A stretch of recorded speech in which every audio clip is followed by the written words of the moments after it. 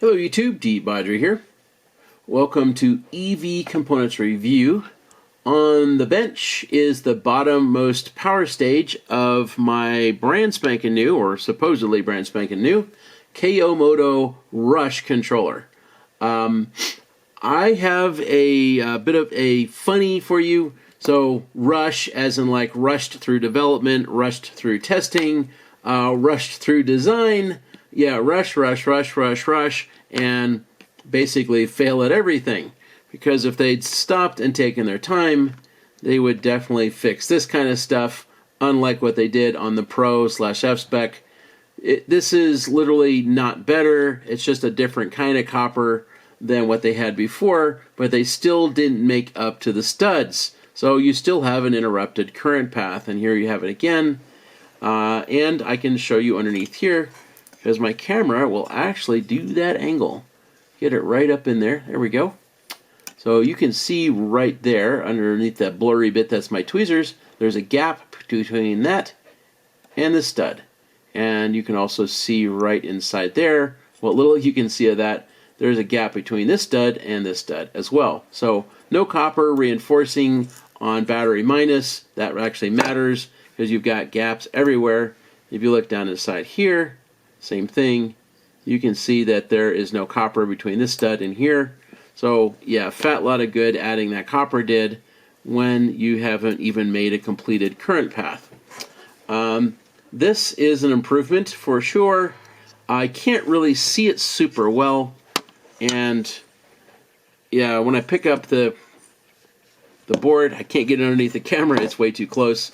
But what I can say is that what I can see underneath here is it looks like this piece of copper does wrap around here, and I can see solder on the ends of it. But like the middle power stage, it had voids in this phase right here, how the copper was soldered to it. I can't see that because I just simply don't have enough look down or looking from the top down at those joints to see how well the stud is soldered to the copper. So yeah, I don't know about those. Before I move on, since we're right here, let's talk about this piece of glass reinforced plastic. And gotta get the camera to cooperate with me. Yeah, there we go. Okay, so I kind of peeled it away. This plastic is fairly tough stuff. It's a little hard to see, but this right here is a flat facet, and then right there is a line, and that way is another facet. So you basically have a six-sided hex machined onto this brass, and then this plastic is molded around it. And this is pretty tough stuff. It's glass reinforced. It's a pretty tough plastic. It took a fair bit of digging and chiseling at it with my X-Acto knife to just get that little bit away.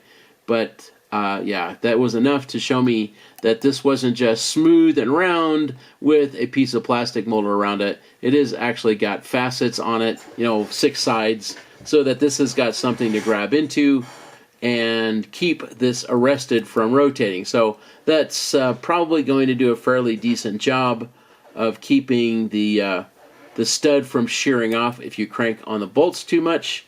However, I would have to say there's a much better way to do all of this without using plastic. Basically, this piece of copper, you put a loop in it, a little circle, and this piece goes right down inside it, and then they are both soldered together all the way around. So now the stud is reinforced by the copper, and also you have now reinforced the very thin circuit traces on the MCPCB, because it's now all surrounded by copper, and that would have done everything that this plastic did, and it would have made the electrical connection between here and here much more resilient too. And the same thing for this one. I would have done the exact same thing. A loop on the end of this one for the stud to sit into, solder it all together to make it mechanically and electrically much more resilient. This is only mechanically improving the resiliency, doing nothing for it electrically. Let's slide this around the other way. There we go. So this one right here, come on, there we go. So this little piece of copper right here, I can see it a little bit, and it does solder onto the stud somewhat. Again, it doesn't surround it, and that phase bus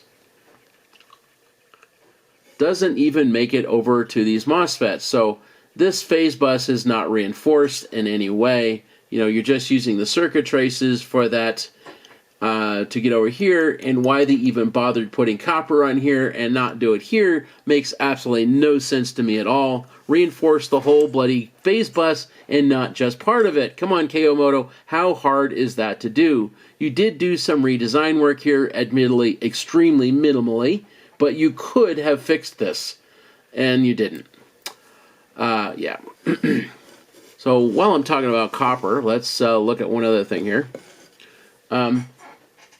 So this was an easy place to do this.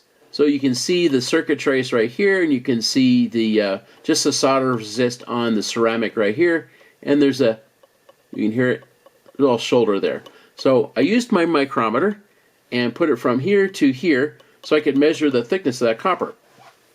And it is 0.07 millimeters thick. I was talking to Hacky from Schul. He's one of the engineers that I talk to on a fairly regular basis. So when I say I talk to engineers, well, I really do talk to engineers. And he's one of them. So anyway, yes, he was telling me about the copper that he uses on his circuit boards. And he uses 4-ounce copper. And 4-ounce copper is 0.35 millimeters thick. And this is 0.07 millimeters thick. In other words, approximately 5 times thinner than what Hacky uses. So this is like not even the thickness of a sheet of paper, and he's using something that's like the thickness of like 5 sheets of paper. Or so. Yeah, so this is extremely thin. Probably about as thin as you can go. And Schul, slash Hacky, is using pretty much the thickest copper that you can put down on a metal core printed circuit board, aka 4-ounce. So yes, once again, Moto has completely cheaped out by going with the absolute thinnest copper they could on their metal core printed circuit boards and expected it to do a lot. No wonder these power stages are so high resistance. So like you can see right there, that's the battery plus bus from here to here. This is 8 millimeters wide of not even 1 ounce thick copper. So of course the resistance from here all the way down to here is quite high. And of course I say that needs to be reinforced, because now that I know the thickness of the stuff, I'm saying it really needs to be reinforced. And is it any wonder that that spot burns through? Because it does. I have photographs of that spot burnt through. So yes, this copper is exceedingly thin. This is, again, really, really cheap. What a giant waste of some pretty decent MOSFETs for a crappy design like this. Yeah, all of this is completely not acceptable. Moto could have so easily have taken this copper right over to the studs, soldered the two of them together, done the same thing here, and right up to these studs, and then there, and they just didn't even bother because they just don't care. Alright, let's look at some solder joints again. So on the end of this bridge right here, if my camera will cooperate with me, come on, you can do it. There you go. Yeah, this is an adequately soldered joint. There's not this nice gentle curve like I've shown a couple of those really good solder joints on the middle stage. There's not that gentle curve. The pointy ends of my tweezers just want to stick in the corner. They don't want to slide up. I have to basically push it up to make it go up. It just wants to stick in the joint right there. So it's adequate, but it's not got a little bit of extra solder there to make that gentle slope to really make that a strong solder joint. This one's the same way. There's no gap here, so that's good. But again, it's adequate. But again, the points of my tweezers, they just want to catch in the corner because there's not that gentle slope there. So definitely like to see more solder here, but this is enough. Can't really show you the other solder joints because, well, these are all under plastic. Yeah, let's look at the other side of those bridges, and we can also see the combs at the same time. And there we go, I was thinking about it. Alright, so this is pretty good right there. Yeah, when I put my tweezers in there, yeah, it wants to slide right up there because that's got a nice slope to it.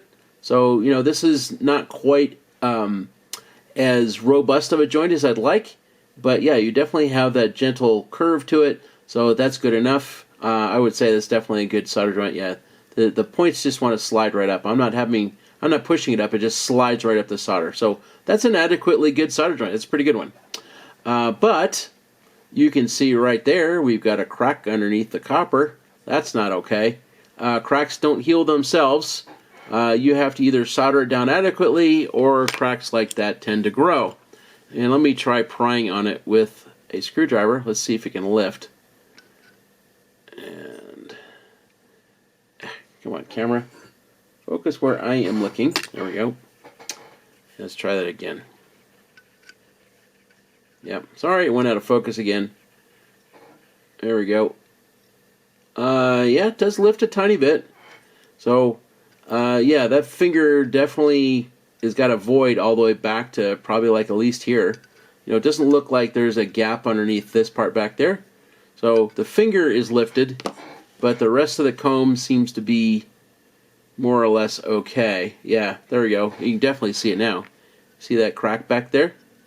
It's not a terrible one, but yeah, this comb is not soldered down all through here, and definitely not out here. And that's why it is I was able to lift it a little bit and show that gap grow. So this is meh. Not very good. Alright, let's look at the other one. Yeah, this is the one that I had the photograph before of all the fingers lifted. Actually, that one looks like it's soldered down, but yeah, you can definitely see the gaps under all three of those. And you can see the big gap back under here. So that comb is really not soldered down. Let's see if I can't lift those fingers. Yeah, that one's not moving. I don't feel any flex there at all. Try this one. Yeah, that one lifts a tiny bit, but not much. See about this one? Yep, that one definitely lifts. Yep, I can definitely see it lifting. So, yeah, there is a big void underneath this one, probably all up underneath here too. Yeah, this piece of this comb is not really reinforcing a whole lot. Yeah, this is not very good. But this joint right here looks pretty good. Let's see. Oh yeah, no, it wants to, the points want to basically catch in the corner. It didn't want to slide up. So it's got plenty of solder there. It looks like it's got a slope in it, but yeah, I'd like to see a little bit more than that. But still, that's not a bad solder joint. I would not call that a bad one. And I would say it's definitely better than adequate, like I said about the other ends of these bridges. So this is probably going to be stronger than this end over here. This is definitely going to be stronger than this end over here, because this one has got that nice curve to it. I'd say that's pretty much a perfect solder joint, and this one is just adequate. And again, you know, with a solid piece of copper like this, this is going to expand and contract at a very different rate than the aluminum underneath it. And between that and heating and cooling of solder, the solder is going to suffer for it over the longer term. And definitely when you've got, you know, this kind of thing where this comb is basically not soldered down hardly at all, that comb is probably going to lift too. So yeah, that's not good. I definitely wouldn't say that that's acceptable at all. Alright, so the last thing I want to talk about is evidence of repairs. And on this power stage, I don't really see anything that stands out to me. So if you remember on the middle power stage, I showed those faint little oxide lines that will form. Like up here, when somebody, you know, manually places a MOSFET and then they shift it down, you get that little line. There's like some little evidence like right here, but it's pretty faint and I would say inconclusive. When I look at all the MOSFETs, they're all very nice and straight. You know, none of them are crooked. This one is like a teeny tiny bit crooked, but man, slight, very slight. You know, none of them are really high. Yeah, I don't see like those really significant lines. There's a little bit of something like right there, so maybe. But nothing really conclusive here. I would have to say that this power stage is in fact brand new. Yeah, there's a little bit of some maybe evidence like right there that this MOSFET got shifted, but probably not. I'm going to say that this power stage is in fact 100% brand new and not something that's been refurbished / repaired like the middle one has. Yeah, I really don't see any conclusive evidence that would lead me to believe that this was a repair. All the tops of the tabs, I don't show that little oxide line on them that is really conclusive. this looks to me like a brand new power stage straight up. On this solder joint right here, all those little shiny areas in there, those are voids. That's little places where the stud was not soldered down. So it's not really surprising that it's sheared off. And in fact, if we look at the underside of this, yeah, you can see all those shiny spots in there too. Yeah, there we go. And you can see some of them actually have dimension. You can see a wall on them. Yeah, all those places were voids underneath there. So this little stud was not exactly mounted all that well. So it's not very surprising that the solder simply failed and it broke off. Anyway, yeah, have to solder that bad boy back down, which means I've got to heat up this entire board and get everything to the point that the solder is molten, so that I can drop that stud back in place right there with some flux and probably some new solder just to get it back in place again. Because obviously leaving it broken off is not acceptable. Anyway, yeah, that's a relatively easy thing for someone like me to fix. For most of you people out there, you would simply never know because you never took your controller apart like I did. And so you wouldn't know if you had sheared off studs or not. And the way you would find out if you had a problem is basically the power stage would blow up. Because, you know, it literally wasn't doing its job properly. And it's only adequately doing it right now. So, well, it's only barely doing it. I wouldn't see adequately. So, yeah, you would run across this as being a problem later on. Because basically, this would arc between those two. It would not be making up very well. And this situation between here and here would only get worse and worse and worse until it was, well, catastrophic. And then you would try to warranty the thing, and probably Moto would make some lame excuse about you did something and you're the one who blew it up or whatever, because they have done that. I know of at least one person who got blamed for that because the tops of these studs were all torched, and it was blamed on them that their bash guard was the problem, but that's impossible since those were facing away from the bash guard. So, yeah, typical Moto BS. I don't trust them. I think they're completely crooked. I think they're corrupt as can be, and they make really, really shoddy designs. Quality control is not in their vocabulary. Well, quality isn't in their vocabulary beyond as a marketing wank term that they spin out there that doesn't actually mean anything. Ceramic caps are inadequate. 5 is not enough. There needs to be a lot more here. This is supposedly an 800 phase amp power stage. Yeah, you need a lot more than that here, and you need them down here as well. Somewhere over here would be okay. Definitely between the phases would be even better yet. But yeah, at least down here, this is massively inadequate for filter caps. Yeah, if I showed you the pictures that Hacky just posted from Schul, the guy has nailed his ceramic caps. He has so many on there. If there is a chance of high frequency noise in his power stage, I don't know how. Yeah, he's got a ton of ceramic caps on there. They're cheap, they're easy to apply, and they do a great job at what they're designed to do. And well, Moto can't even bother with really inexpensive parts.